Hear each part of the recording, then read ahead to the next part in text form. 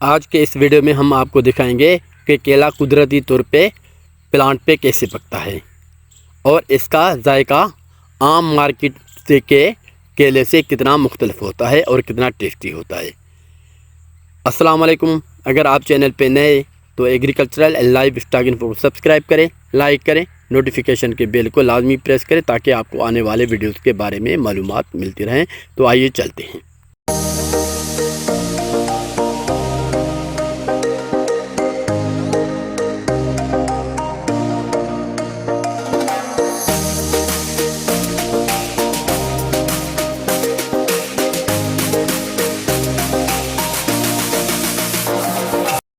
दरख्त पे लगे हुए ये सब केले में निशास्ता ज़्यादा होता है, जो जैसे जैसे कुदरती तौर पे पकना शुरू हो जाता है तो उसमें मिठास कुदरती तौर पे बढ़ना शुरू हो जाता है। पके हुए केले नेचुरली उसमें विटामिन सी, विटामिन B6 की मिकदार बहुत ज़्यादा होती है, जो आपके हाजमे के लिए और आपके तवानाई के लिए बहुत बेहतरीन होता है।